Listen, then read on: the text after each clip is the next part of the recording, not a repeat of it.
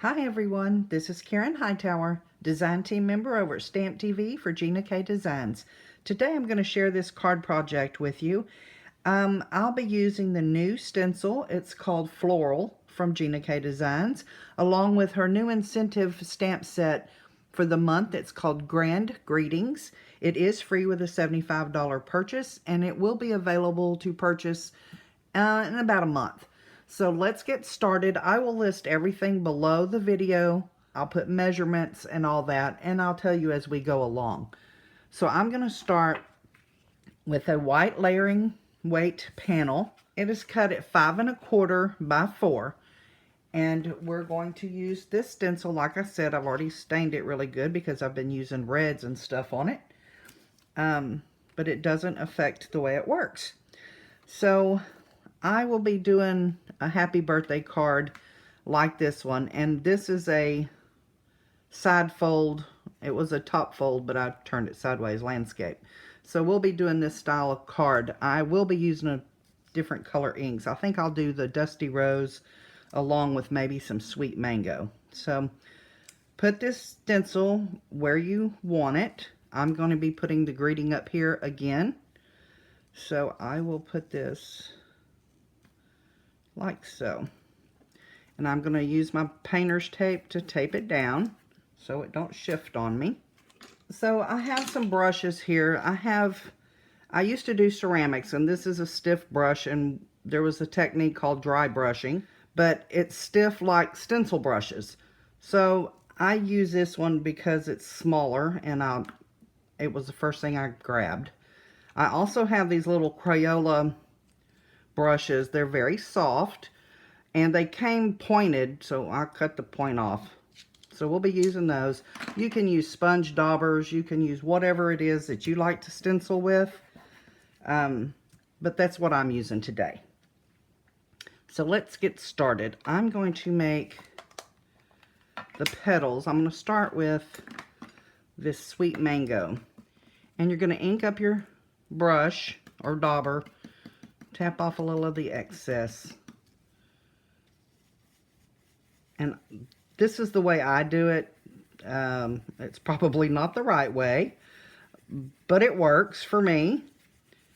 And I'm sure there's lots of people out there that are really, really good at doing stenciling, and they may be cringing because they probably do it a different way, but that's okay. I get the effect I want. So you can, the way I do it, I either swirl it, or I brush back and forth, or I tap it. Tapping it, you're going to get this kind of a splattery look. So I like to swirl around on the flower.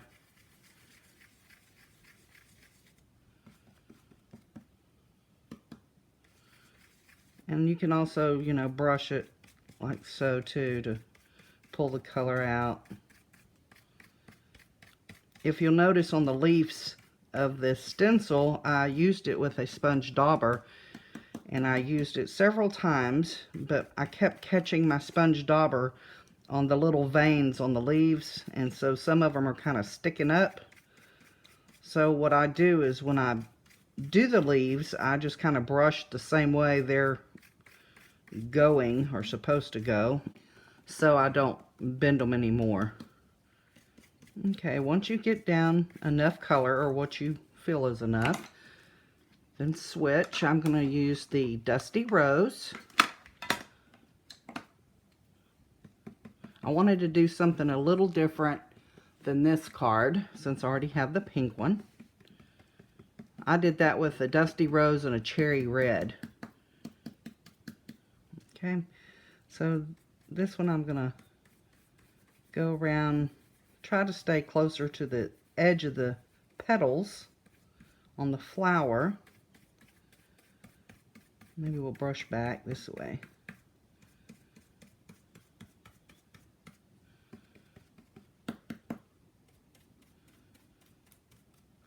And if you get a little of the pink or orange on your leaves, don't worry. You're going to color them green. It'll be fine.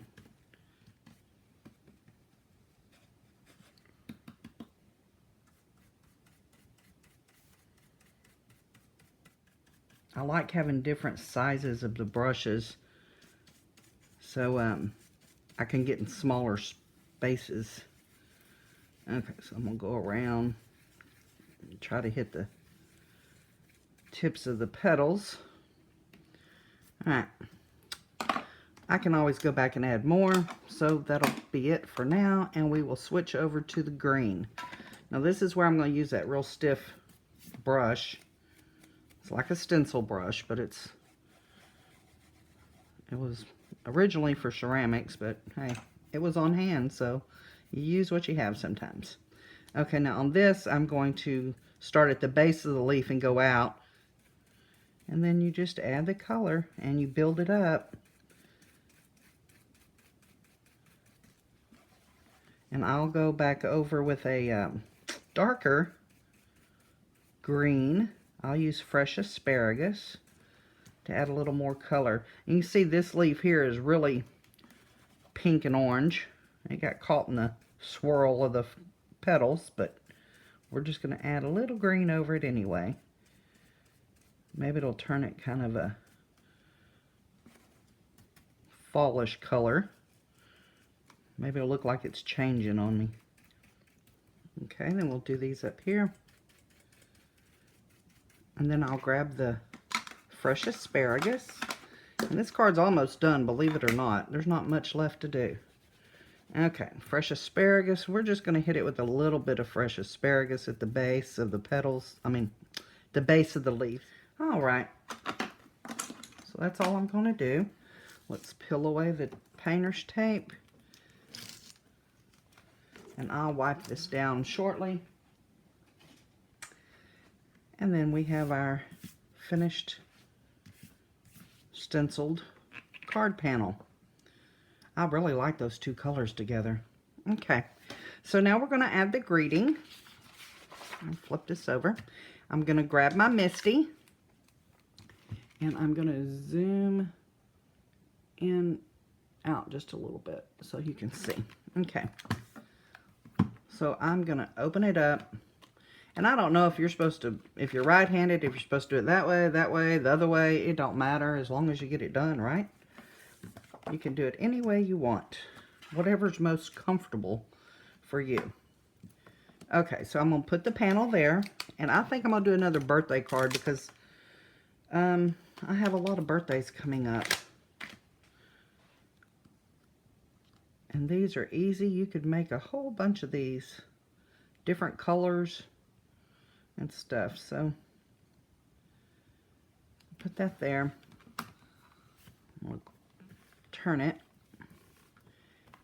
so I can see. Okay, that should do it. I'm going to ink it up with the Dusty Rose because I'll be using the Dusty Rose paper for a layer. Make sure it's pushed in the corner, and then I'm going to stamp it.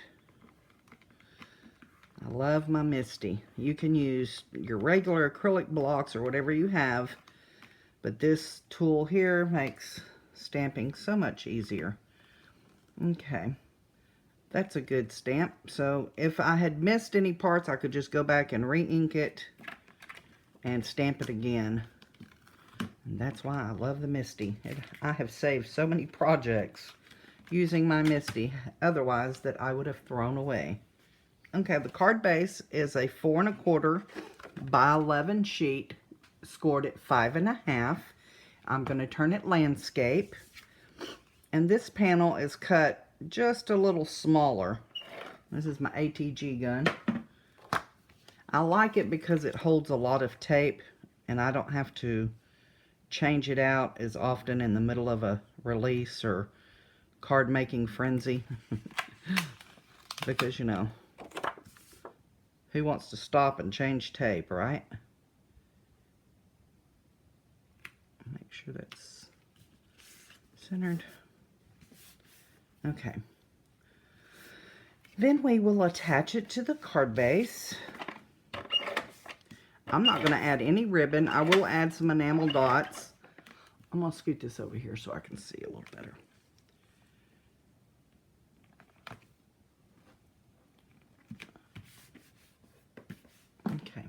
I can see a little bitty glisten of some tape, so I'm going to use this eraser. It's a adhesive picker-upper kind of eraser. I don't remember what it's called. I'll have to look. I have another one around here somewhere. Anyway, it'll pick up any adhesive or tape that may be showing. And then I'm going to add some bling. I have some enamel dots from my stash. Can't tell you who they're by because I buy quite a few because I like them. And I don't keep the packaging because I take them apart. But enamel dots, you can find them all kinds of places. And then we must finish the inside because, you know, you go through all the trouble to do the outside, you might as well do the inside. But what I'm going to do real quick, since I do have my stencil still dirty and handy, is I'm going to do this. Tape it down. And this only takes a second, and I'll add a whole lot to your card. And you can just take the leftover ink that's in your brush. You don't have to even re-ink.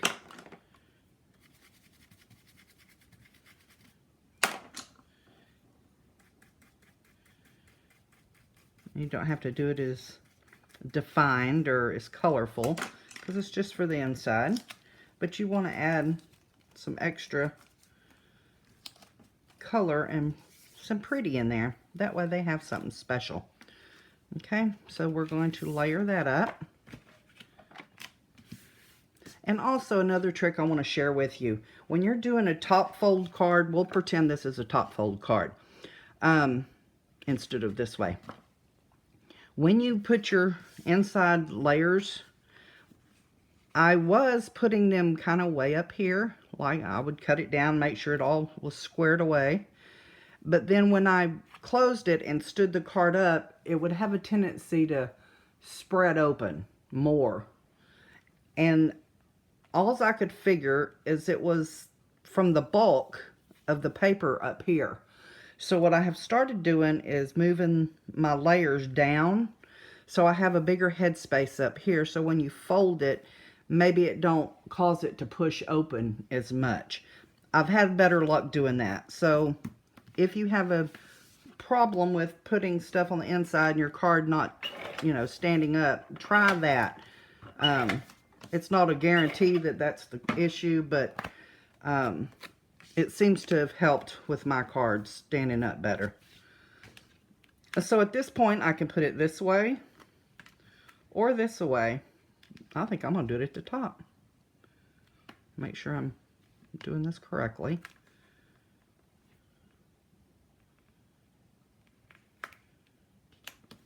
There you go.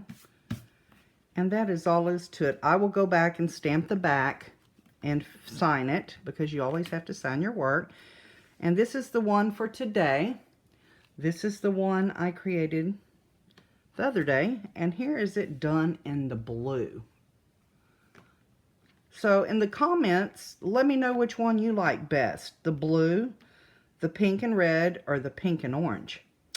I thank you for coming by. I hope you have a wonderful day.